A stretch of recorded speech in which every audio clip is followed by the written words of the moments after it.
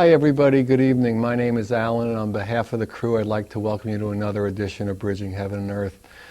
You know, as we go through our lives and as we live day to day, we think there are a lot of reasons and a lot of good reasons that we separate ourselves from other people, we separate ourselves from ourselves, but now really is the time to come together. There are so many reasons seemingly why we should be apart, why we should feel separate. And there's one true reason why we should feel connected, why we should feel one. And that is because we really are one. And we really are, on this particular planet, we all really are brothers and sisters here. And we are one with the trees and the mountains and the dolphins and the streams and everything. And it's time for us to have that experience. That experience really is available now. That bliss, that love, that connectedness, that oneness is truly available for us now, and now into infinity. And that is the experience that this show has been about from the very beginning, and tonight's show again is an example of that. We have with us two extraordinary people whose lives are dedicated in their own ways, through writing, through teaching, through music, through singing, to connect us all and to connect themselves to that truth, to that oneness.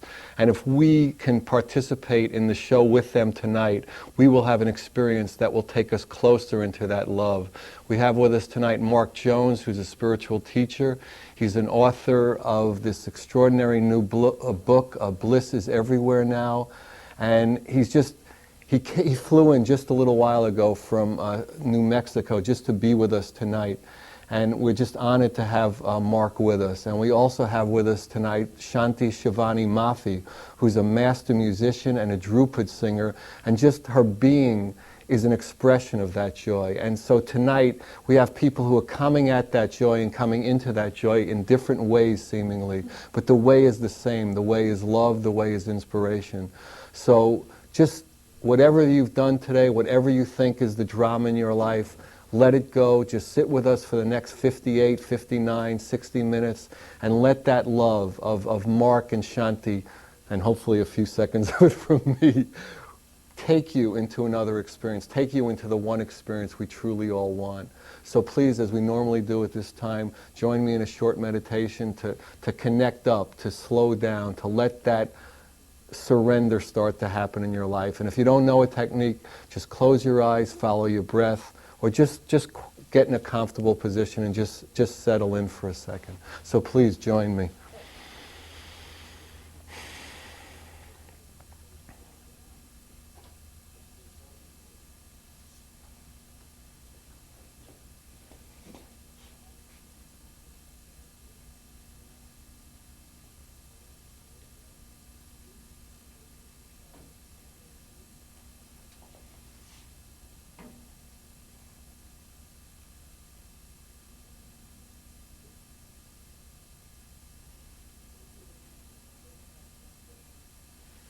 Thank you. So really just settle in for a beautiful hour. So we're going to start tonight's show with Shanti doing an improvised composition in Dhurpad style, Raga Yaman.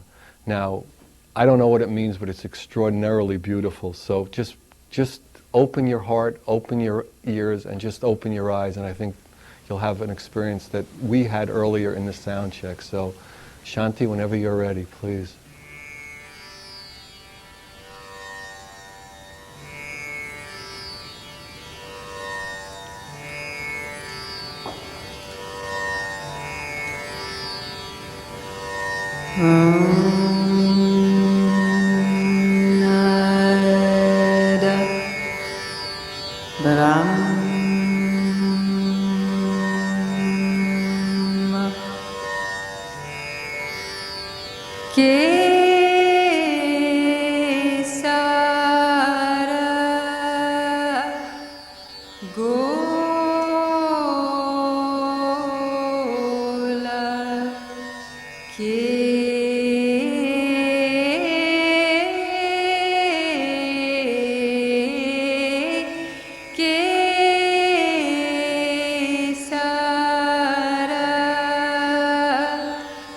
Go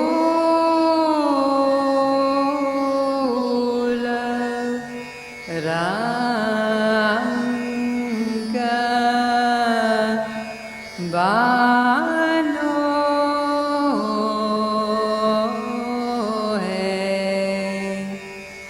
Abba Duma La La Gan Jayo Ma Ga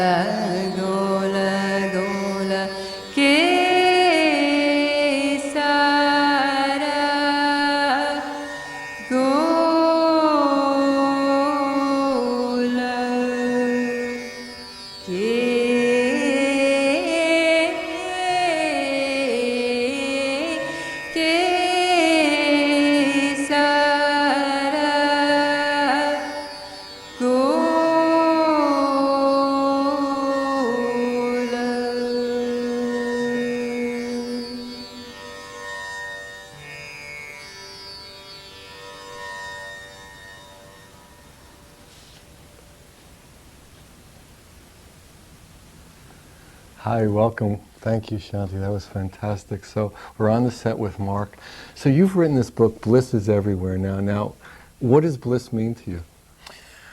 Well, I was going to ask you, what does everywhere mean? No, go. Well, actually, see, that's the thing. That's the question that I get from just about everybody. I try not to be too much. No. It's like, what I hear is, what are you talking about, man? Don't you see all the suffering that's everywhere, that exists everywhere? Well, that's the thing. According to the tradition that I'm from, which is a yogic tradition, sure, it's observable, there's suffering, but the suffering exists at a certain level of being. It basically exists at the mental level, at the level of our mind. Bliss and joy and love, I think, as you well know, they're innate qualities. They are what we are. They're our deepest beingness. And my definition of bliss is going to sound somewhat scientific because of coming from this yogic tradition. Bliss is the highest, is how we experience, how the highest vibration, because everything is vibration. This whole realm is nothing but vibration. That's how it's experienced by us, by the individual, by you, by me, by everyone. And so, from in our tradition, the slight differences in the vibration, whether it's experienced as love or bliss or joy or peace, any of the innate qualities, which And this is something that I'd like to stress, is that these things are our birthright. They're always with us.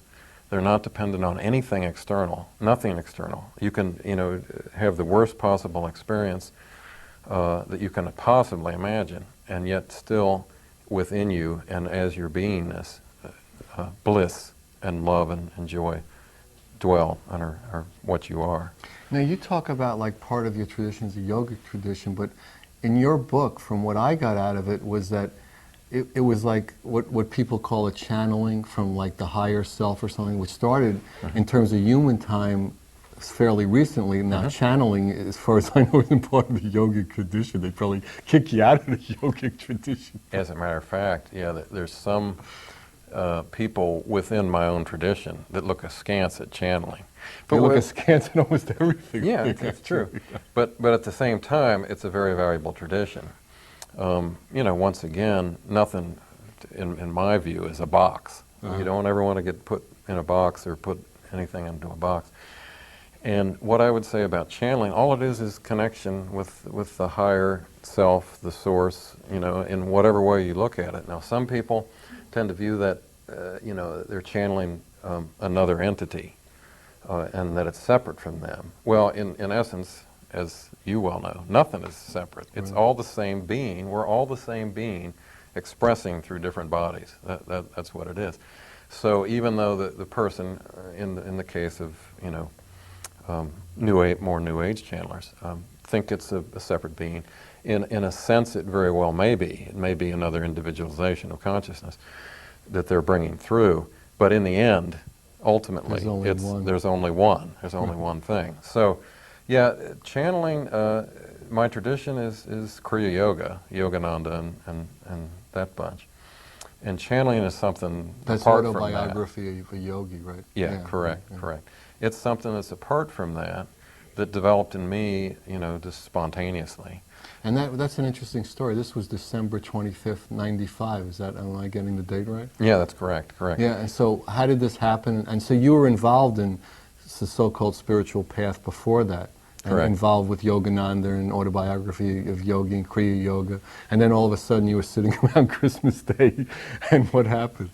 Well, it's interesting. No presents. I was like, I had been interested in channeling for a while because I had come to see it from some of the stuff that I'd read in other people's works as a valid means to bring very useful information down into the physical reality. With time, that's how I've come to define channeling. That's all that it is. It brings useful information down into the physical reality through whatever means. Whether the person is channeling another individualized being, in which case they go into trance, trance mediumship. In my case, I don't do that because what I hear internally, I hear what Yogananda called the inner voice. It's just the conversation with your high self, essentially. And I just write that stuff down. And you do it at a computer, so I do it at a computer. You're a technological. Yeah, I've spiffed it up a little bit. Right. And sometimes... Now, does it come through in words, or is it just like images, or...? There's two different ways generally that it comes through. Sometimes I can just listen and I hear a voice and it's like taking dictation. Does it sound like your voice to you, or does it sound like another voice to you?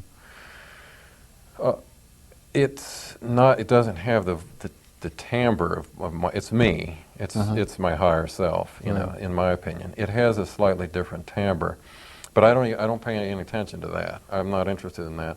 I'm interested in the information itself. And other times, the difference is sometimes you get that type of sensation. Then other times it just flows through. With no. It's like a flowing through. And your fingers are typing, generally faster than what you normally type. It's pretty fast. And it just flows through without that, dynamic. The thing that I would like to stress for people, because I think it's important, anybody can do this. It's available to anybody. And you can get very useful information specific to you and your path. And you can also get a lot of wonderful, more general information about the oneness and innate qualities, what I call innate qualities, which in our culture, unfortunately, You mean the Western culture? in the Western culture, in the United States specifically. I'd say a large body of the people are unaware that joy is what they are, that it dwells within them. Intelligence and joy and love is what we are. And so what does that cause? Well, it causes this. Everybody's looking outside, trying to find it, and they'll have an experience outside that sparks it off in them, you know. It always arises from within. But then the focus, unfortunately, becomes external, and it's To recreate the same external you want to do that same thing over and over, whether it's, you know, drugs, sex, rock and roll. rock and roll, drink tons of booze, whatever. Or go to the Grand Canyon or the Yeah, ocean. yeah, Or yeah. I mean, they're beautiful things. Exactly. And there are many valid ways, and that's a good example, to spark it off. But in the end, and I think you know this real well, all you have to do is sit still in meditation, and it's inside of you now. There's no waiting involved. And in essence, even if you're walking around, it's what you are. Yeah, I mean, it's yeah. not that you have to. I mean, it's a good place to be quiet and experience it at the beginning. Yeah. But I mean, it's not like when you get up or you go to, you know, it's not in North Dakota. You know, no, nothing's in North Dakota. But no, but we don't show in North Dakota, so no one's going to know them.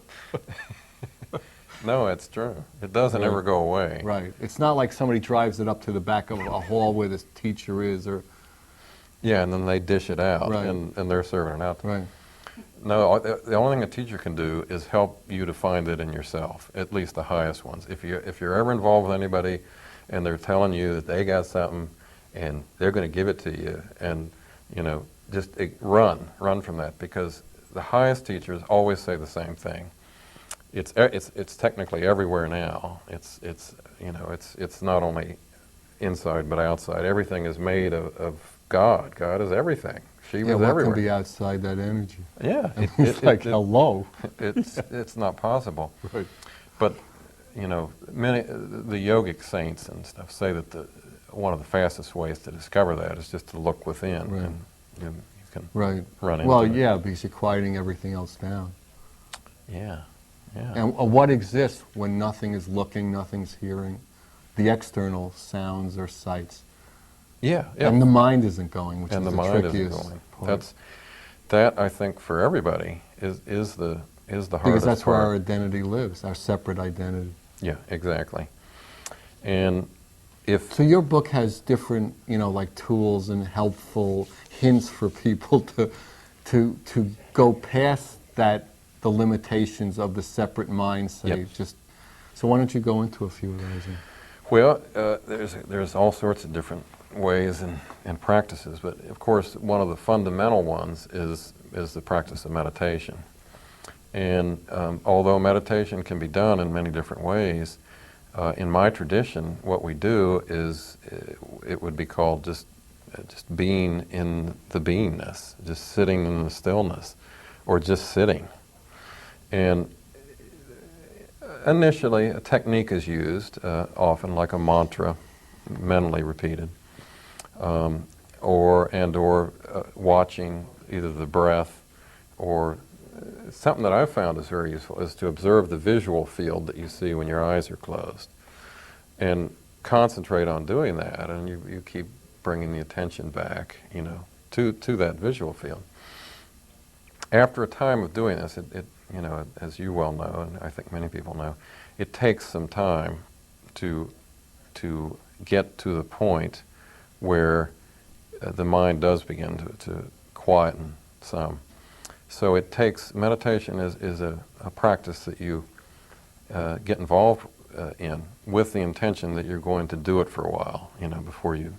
Now, so for some people, you know, it can be different, and they can go right off. But for most people in the U.S., it takes a while. Another great practice that I would really recommend that anybody might check out is breath practices. Are you familiar with circular breathing at all? It comes from rebirthing. Yeah, but I barely circular breathe or anything, but you know, I've heard about it. Yeah. It's all it is. It's a method. It's a conscious breath method. And what you do is you just connect the in-breath and the out-breath. There's no pause like there is in normal breath patterns. So one begins this, in a comfortable position, preferably lying down, and at a fairly moderate to fast rate of speed, not so fast that you're going to hyperventilate, but you just are continually breathing. You're continually breathing. What this does is it infuses just a huge volume of prana, or life force energy, chi, different names for the same thing. It infuses that prana, and after a period of doing this, like probably about 20 minutes or 30 minutes, for some people up to 40 minutes to 2 hours, as long as you want to do it, as long as you can do it, just let go of the practice. All during this practice, what you've been doing is you're drawing in the prana into the physical and astral body and energizing, and you will feel it. I mean, you will be vibrating, at this point. Then you let go of the breath. You let it go completely, and you rest in the stillness. At this point, there's a real good chance that the individual will spontaneously feel joy and love and bliss from within them. And the big wonderful thing about this practice is within 20 minutes to a half an hour, they've had this experience, and they may not have had it, with months of meditation. So, why do you think that is? Because of the dynamic nature of the infusion of the prana. Because it's hard for the Western mind to settle. Exactly. So it's almost like we have to do something active to settle. We have to run to slow down. It helps. It helps in this case, because in doing that, then it's part of I really feel strongly it's part of my job here on earth, just to share, like you do, that we're joy, or to put it another way, that joy is always inside of us. It's always with us. And so in finding these practices and in talking about them, then that's one of the main ways that I do it. To open somebody to the possibility. Exactly, and to let them have their own experience of it. If they do circular breathing for 20 minutes or 30 minutes, and then let go, that's what you do, you're lying down, you've been breathing, it's obvious what I mean, it's continuous breath. You let go of the breath completely, and when you do, normally, for me, you don't even need to breathe for like a minute or two, because you've got so much prana and oxygen. When you let go, that's what I'd say to the viewers, just see what happens. Just rest in that still place and see what happens. And the experience may be one of, joy and fullness and love just welling up from within. And now, is there like a training session for this? Is there a particular way to do it that, would be, learnable the first time? And is that under a certain, like, Kriya Yoga? Is that taught at Kriya Yoga centers? Or? No, it's actually, there is a training for it. It's taught at formal rebirthing places. If you look, if viewers are interested, if they just merely look in the phone book under rebirthing, they'll teach it to you. But the essence is just as I've described. You just merely connect the in-breath and out-breath and make the breath continuous at a moderately fast rate. And if you just lie down, if a person will just lie down and try that, they'll see what it is, because within a few minutes you'll start infusing the body with the prana, and then that can be felt. It's a felt experience. It's very groovy. It's very groovy. So it just feels good. It feels good. You can feel the energy. You can feel the energy is what it is. And at that point, then they'll know they're on the right track with it, and then they can continue. So there'd be meditation, the circular breathing. What would be some other ideas you could have for people? Repetition of mantra is a really good way. All that mantras are specific vibrational frequencies, and in repeating them, what happens is you put yourself in contact with the energy that's represented by the mantra, like Om. Om is a good example. Everything here in this is just vibration. every physical body, everything that we see, it's just vibration. Where does it come from? It comes from Om, which Is the root vibration. it's the root vibration. And it, you know, as you well know, that comes from the source, the oneness and beyond to the transcendent level. But so mantra repetition is very useful. Interestingly, there's some Western devices that people have come up with. Biocircuits, are you familiar with them? Biofeedback machines, is that? They're similar. They were invented by a man by the name of Eamon in the early 20th century. And it's a method that uses copper mostly, screens and stuff. It's a device that balances the energies in the body. This is a way that, once again, with time, you know, it takes multiple exposure to it. It will help the individual come to a place of more internal stillness. Let's see, what others that I can And think all of? these techniques are basically, in one way or another, to stop the world, to quiet the mind, to see what exists, what is a human being without all the chatter of mind that identifies you as Mark Jones author, Mark Jones husband, wife, father, in Santa Fe, New Mexico, you know, whatever stupid things we identify with at the moment. Yeah, no, that's very true, Alan. That is what we're doing, and as you do that more and more, the person will start to have the experience of themselves as instead of a personal identity, intelligence itself, or love, Consciousness or love. All of us, I think, can.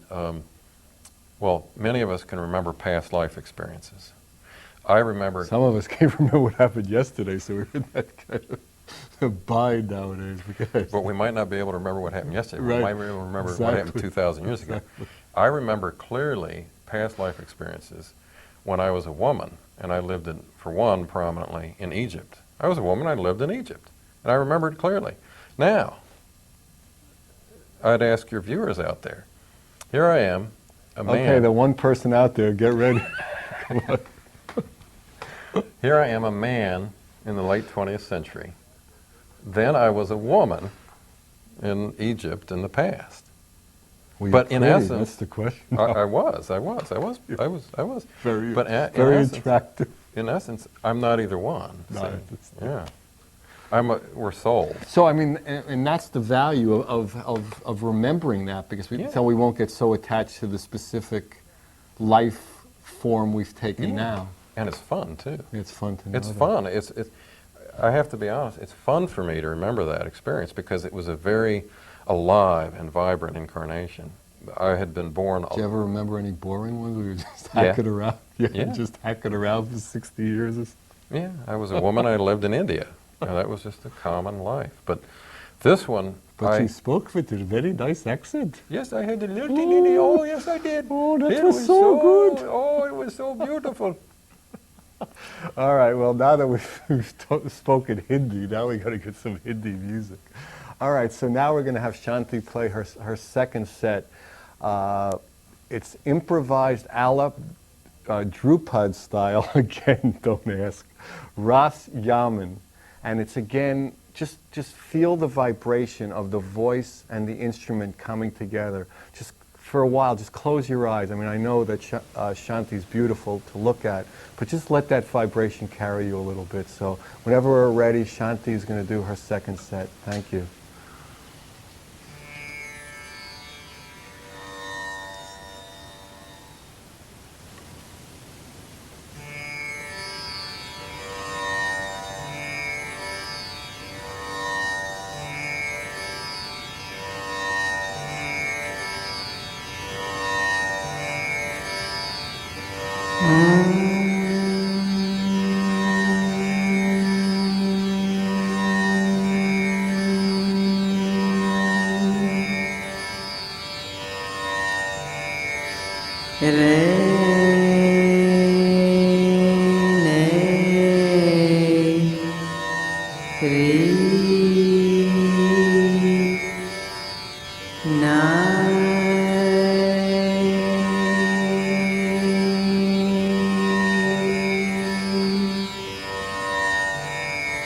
Re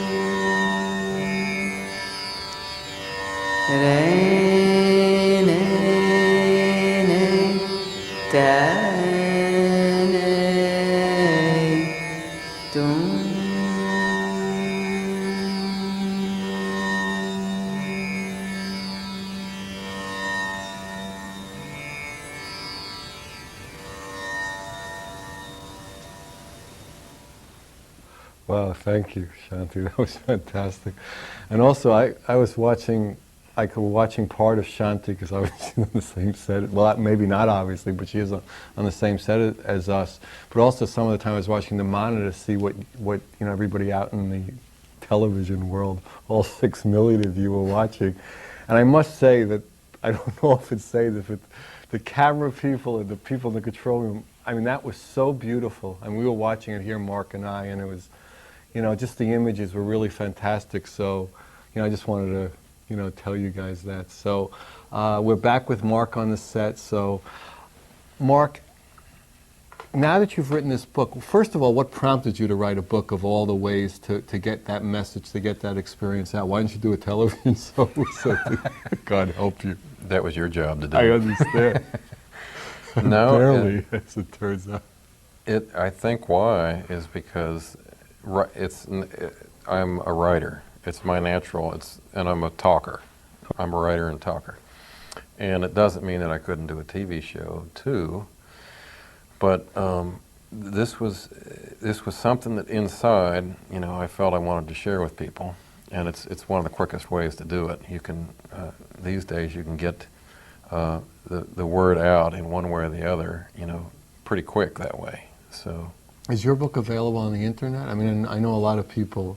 It is. Yeah, you can get it from Amazon.com. Barnes and Noble. It's It's on available. all the internet books and all that. Amazon.com. But you don't have your own page where you can get sections of it, or you do now? I have my own website. You do? And people would be welcome to check it out. I'll say it. No, better not. Okay. If anybody has any questions about where Shanti actually is going to be playing a lot of concerts and workshops and all other kinds of things all over the world. So if you ever want any information about Mark's book, call me. It's 805-687-2053. As most of you know, this is done at a public access nonprofit facility. So we really honor that, and so we try to make it. Everybody who writes a book wants to sell it, or everybody who does a workshop wants people to come, because the information is so valuable, and they feel so strongly about getting it out. But we really honor the non-commercial aspects of it. Sure, so, and I understand completely. And it's just incredible that this is all, this show goes out all over the world, and it's all done with volunteers, at a non-profit facility. All the equipment and all the everything here is made available, and the staff just helps us out, and it's just an extraordinary thing what public access is. So it is. It's a wonderful thing. It is a wonderful thing. It's a great thing. But it's just like you say, that's the fundamental impulse, is just to share it. And I think each person in the end will come up with their own way that's suited to them. Shanti does a wonderful job with the music. And so for me, just from my own experience in living in the world in the 20th century, and in my early life, which was fun. I played rock and roll, actually, and did some other things. But it was just what we were talking about earlier. It's always doing this, looking outside, for what you already have inside. What was the trigger that turned you inside? I think it probably was a combination of factors. It was aging. I had gotten to my early 40s, and at that time I was still playing music in bars and stuff, and doing solo acoustic type stuff. And I just got to a point where that had provided a source of... It had run its course. It had run its course, and it had provided sustenance, in the past, and it wasn't. And so I just embarked on a spiritual search. Why that rather than, took more drugs or had more... was it just by some grace that led you in that? Had you been reading about that? Did you know about it? I think it has to do, this type of question, the answer really is in what is happening at the level of the soul. I think that's where the answer is. I was raised a Methodist. That didn't resonate with me at all. Nothing against Christianity, but it didn't resonate with me. And we usually talk bad about most of the religions. So you're just fitting right in, so don't worry about it. I think we've talked about Christians. The article that was just in the paper recently, we were talking about, and I grew up Jewish, and it's hard to resonate with something that seems to separate you from everything else. Because in your heart and your soul, you know that there's a one, and you know that you're everyone's brother and sister, everyone's, you're just one. We're all. And so anything that says, no, you're not, you're this, as opposed to something else. It doesn't. It's somewhere along the line, it's hard to resonate. Yeah. And I think that, a lot of what has happened in the past, unfortunately, in some of the more, the larger traditional religions, has been involved. There have been some, what you would call power and control things at the human level going on. But no, for me, it was a soul, impulse to awaken more, and it just happened for me that my path is mostly would be considered Hinduism in the West.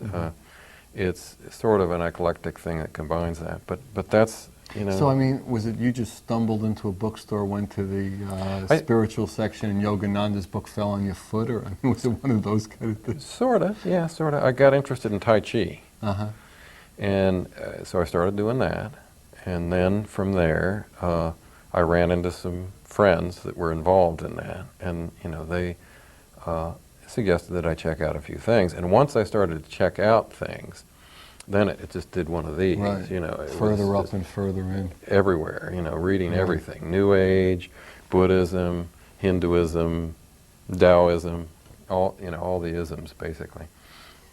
And the And- Yogananda book was the one that seemed to really like light your fire, as they say in the It- Rolling Stone world that we live in. Yeah, yeah. Well, I realized, you know, that I had a connection with that lineage. Uh-huh. That's what the realization was, that I had a connection back in time with that lineage. So there's no one true way Mhm. to get to this place that we're already at, because Right. there's no need of any one true way. But this, it just was a good Yeah, it was the resonance. one for you. It And clicked. all you needed was the one for you. Yeah, Right. yeah, And that's all everyone needs is the one for them. exactly. And you know, I feel like everybody else. It'll be very different and unique and sweet and special for each person. Some people, you know, they'll get really. Some people are very devotional, you know, very intensely devotional. Bhakti, it's called Bhakti Yoga in Hinduism, and I have that as a part, but it's less. You know, I'm more a yogi, more into Raja, and Raja meaning? it's the meditative path. It means royal, but it's the meditative path. So for me personally, you know, I find connection with Buddha mind, the term Buddha mind, or pure consciousness, very abstract things. But then at the same time, I also find, you know, I find connection with people and with saints, Yogananda, Sri Ramakrishna, the Buddha, you know. That's another thing that, you know, we maybe ought to talk about just for a second. Right now, at any point in time, a person can contact anybody, whether or not they have a physical body. So the physical body will come and go with time. It comes and goes. It comes and goes.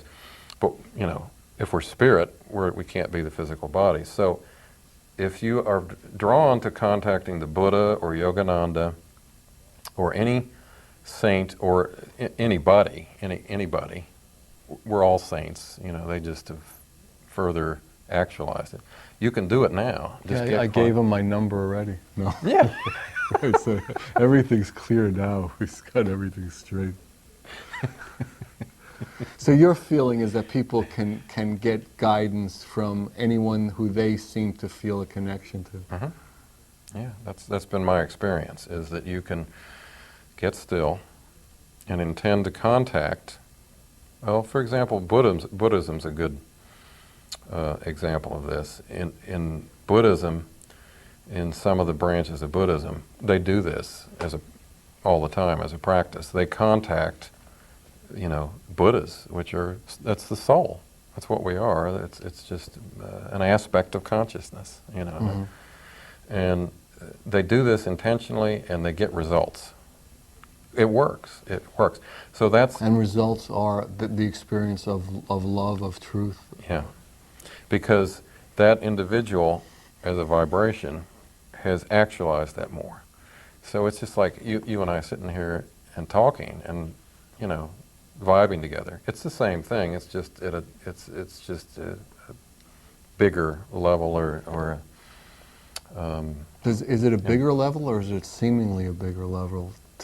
In other words, like it's always it's a more inter- conscious level. You That's the think it difference. is? Yeah, from my experience. In other words, if you do this inside, and you say you desire to contact Swami Muktananda, who's no longer in the body, just for a person, sit and get quiet and intend to do that. Maybe even mentally call out Muktananda's name and observe what happens. You may have the experience of dramatically strong, powerful energy right now, you know, not later, now. And that's Muktananda. And you can interface, get information, party, you know, groove. Is he a partier? I never heard that about Muktananda. Well, It's a little astonishing. I heard he was more of a staid kind of character. No, it's yeah, I well, don't he know. is, you know, that's the thing is, Muktananda was one that talked about the play of consciousness. And the play of consciousness, they used to call this a Leela. Right. It's God's joke. It's God's joke, but it's a fun joke. And Right. we're God, so we're supposed to have fun here. Yeah, it's our just- playground. It's our playground. We just have forgotten. And your book basically is to help the remembrance of the joy of being in a physical body, whether it's male, female, black, white, young, old, gay, whatever, all the differentiations we seem to make here. It's Yeah. the joy is the root. Yeah.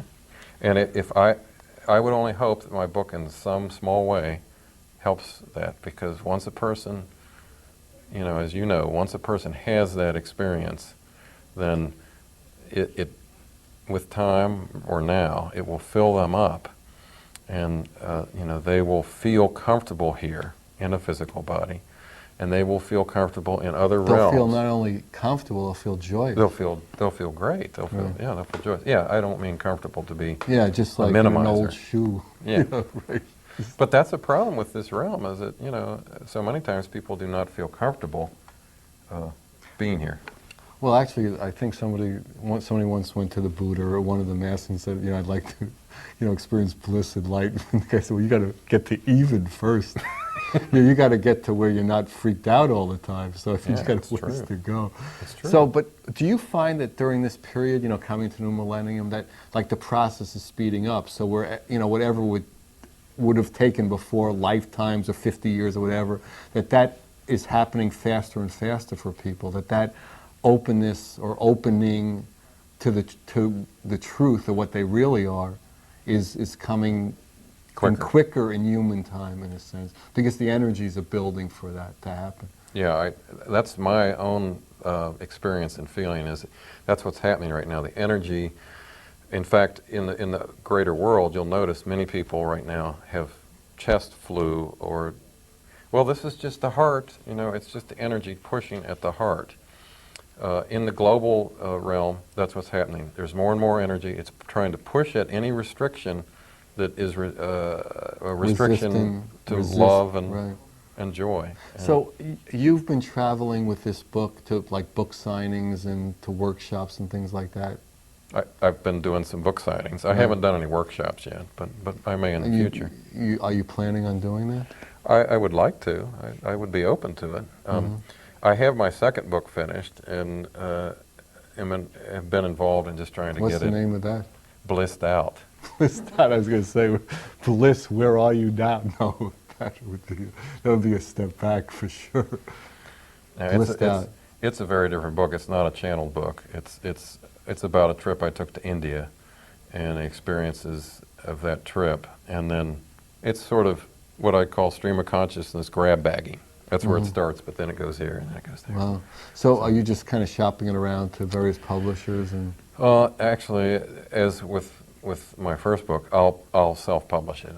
I did the shopping around thing for a couple years and just didn't get anywhere. So then I decided to. Yeah, do it. unless you're Deepak Chopra or Marianne Williamson, or you sold 400 million books by yourself. Yeah.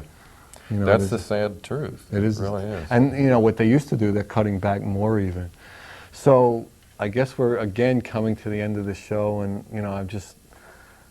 I'm just delighted that you could join us and join Mark and Shanti and have the experience that I hope you had, because I had it here and I could feel the energy of the studio audience and just everyone here just having that love. And I want to specifically thank Tim over at the Montecito Del Mar Hotel for comping a room for Mark and allowing all our recent guests to stay in their beautiful hotel. So, and really, I want to thank all of you. I mean, we get so many calls and so many emails and so many letters, just inspiring us and thanking us and letting everyone know that the love is really getting through. So we just want to thank you again. Good night. God bless you. Be in love. Thank you.